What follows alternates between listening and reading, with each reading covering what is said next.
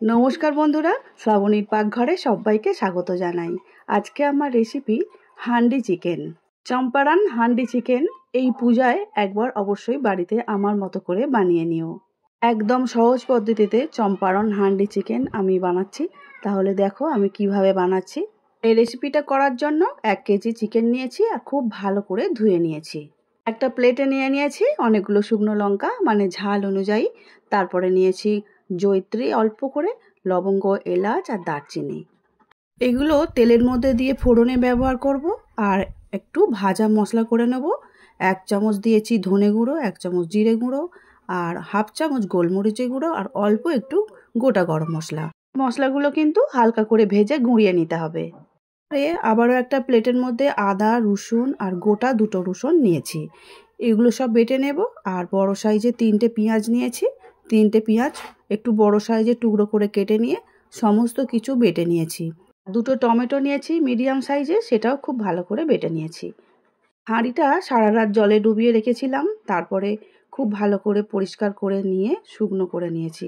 কিন্তু যেহেতু জলে ভিজানো ছিল, এখনও কিন্তু হাঁড়িটা পুরো ভিজে ভিজেই আছে।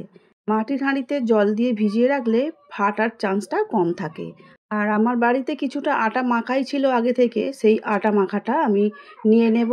যখন হাঁড়ির মুখে ঢাকা দেব সিল করার জন্য, তখন কাজে লাগাবো। গ্যাসটা জ্বালিয়ে হাঁড়িটা বসিয়ে দিলাম। জোরটা একদম কমিয়ে দিতে হবে। হাঁড়ি কিন্তু বেশ ভালোই গরম হয়ে উঠেছিল, যেহেতু হাঁড়িটা ভিজে ছিল বাষ্পটা একটু বেশিই উঠছে। এবারে তেল দিয়ে দিলাম পরিমাণ মতো। তেলটা দেবার পরে ওই গরম তেল হাঁড়ির চারিদিকে কিন্তু খুব ভালো করে প্রথমেই লাগিয়ে নিতে হবে আমাদের। তারপরে এক এক করে মশলাগুলো দিতে থাকতে হবে। প্রথমেই দিয়ে দেবো আমি গোটা গরম মশলা, তারপরে দিয়ে দেবো শুকনো লঙ্কাগুলো, আর শুকনো লঙ্কা গরম মশলা খুব ভালো করে একটু ভেজে নিতে হবে। এই মুহূর্তে যে সকল বন্ধুরা ইউটিউব চ্যানেল থেকে আমার ভিডিও দেখছো, যদি ভালো লেগে থাকে, সাবস্ক্রাইব করা না হয়ে থাকে, তাহলে প্লিজ সাবস্ক্রাইব করে শ্রাবণীর পাকঘরে থেকে যাওয়ার অনুরোধ রইল।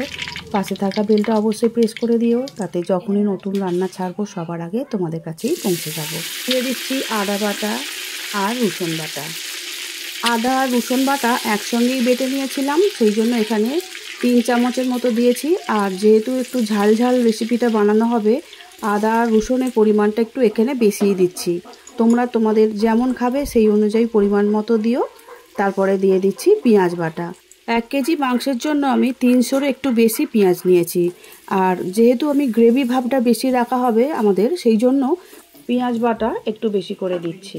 দিয়ে দিচ্ছি বেটে রাখা টমেটো। জানি চিকেন সিদ্ধ হতে বেশিক্ষণ সময় লাগে না, কিন্তু গ্রেভির মধ্যে চিকেনটা পাকানো হবে তো, সেই জন্য মশলার পরিমাণটা একটু বেশি দিয়েছি। আর তোমাদের যদি মনে হয় মশলাটা বেশি হয়েছে দেওয়া, তাহলে কম দিও। কিন্তু আদা রসুন যে আমি বেটেছি, ওখান থেকে কিন্তু পুরোটাই আদা রসুন আমি এখানে দিইনি।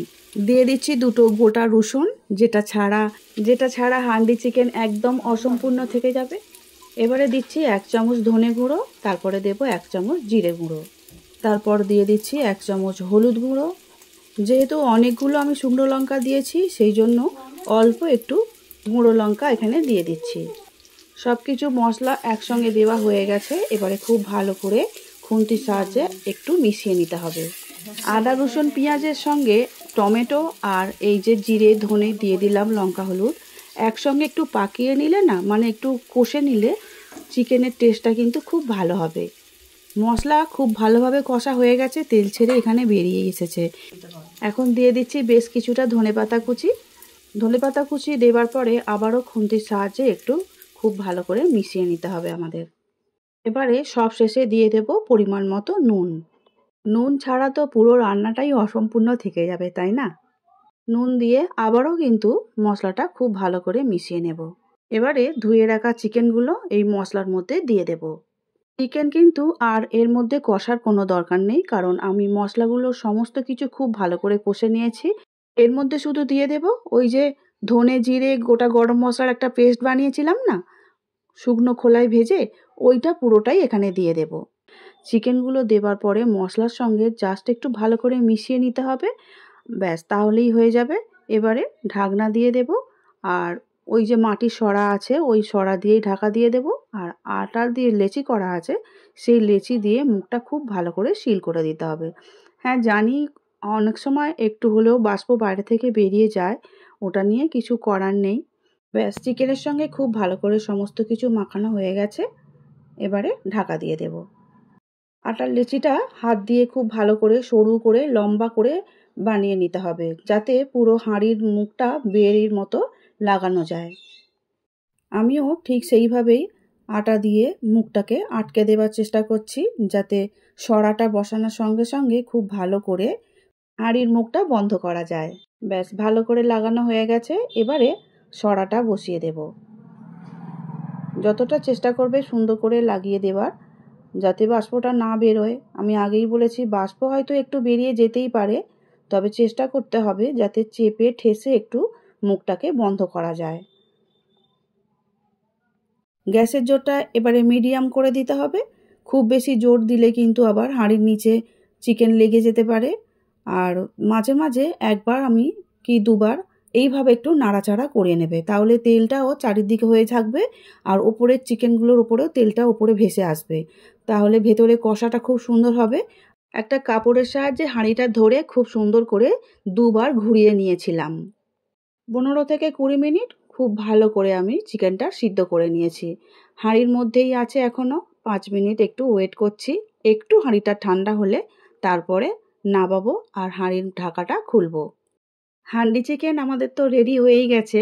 এবারে ওভেন থেকে আমি নামিয়ে দেব ঠান্ডা করার জন্য। পাশে একটা জায়গায় স্ট্যান্ডে রেখে দেব। এই পূজায় আমার মতো করে হান্ডি চিকেন একবার বানিয়ে দেখো, খুব সুন্দর খেতে লাগে। আর সত্যি কথা বলতে বাড়ির লোক অবশ্যই তোমার প্রশংসা করবে। বাড়ির মেম্বার্সরা তো আর অপেক্ষা করতেই পারছে না, কখন তুমি হাঁড়ির ঢাকাটা খুলবে সেই আশায় সব অপেক্ষা করে বসে আছে। তাহলে চলো, যে আটা মেখে আমি হাঁড়ির মুখটায় বের করে লাগিয়ে দিয়েছিলাম সিল করার জন্য, সেগুলোকে প্রথমেই সরিয়ে দিতে হবে। এই কাজটা কিন্তু একটু সাবধানেই করতে হবে, কারণ হাঁড়ির ভিতরে কিন্তু এখনও যথেষ্ট গরম আছে। ব্যাস, আটাগুলো মোটামুটি সরানো হয়ে গেছে। এবারে দেখা যাক হাঁড়ির সরাটা সরিয়ে হাঁড়ির মধ্যে কি অবস্থা হয়ে আছে। খোলার সঙ্গে সঙ্গে গন্ধটা কিন্তু দারুণ বেরিয়েছে, আর কালারটা দেখো অপূর্ব হয়েছে। এখন খুন্তির সাহায্যে খুব ভালো করে হাঁড়ির মধ্যে একটু নাড়াচাড়া করে নিতে হবে। ব্যাস, হান্ডি চিকেন আমাদের একদম রেডি হয়ে গেছে। এবারে একটা সার্ভিং প্লেটের মধ্যে তুলে নেব আর দেখে নেব কতটা নরম হয়েছে। দেখে তো খুব সুন্দর হয়েছে মনে হচ্ছে, কি বলো? এবারে খেয়ে দেখার পালা। টেস্ট না করলে কি আর বোঝা যাবে ঝাল নুন সব কিছু হয়েছে কি না? সারা বছরই তো আমরা চিকেন অনেক রকমভাবেই রান্না করে থাকি, কেননা এই পূজাতে এইভাবে আমার মতো করে যদি হান্ডি চিকেন বানিয়ে খাওয়া যায় তাহলে মন্দ কি? অবশ্যই একবার বাড়িতে বানিও।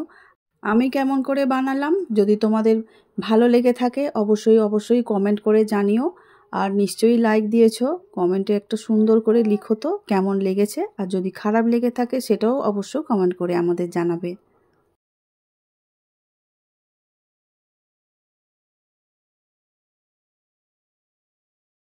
কারণ তোমরা যখন সুন্দর সুন্দর কমেন্ট করো, সেই কমেন্ট পড়ি, উত্তর দিই, আমার আগামী রেসিপি করার জন্য অনেক অনেক নিজেকে উৎসাহ যোগাতে পারি। তাহলে আজকের মতো আসছি, দেখা হবে অন্য দিন নতুন রেসিপি নিয়ে। সবাই খুব ভালো থাকবে, সুস্থ থাকবে। আমার ভিডিওটা এতক্ষণ দেখার জন্য অসংখ্য অসংখ্য ধন্যবাদ আমার সব বন্ধুদের।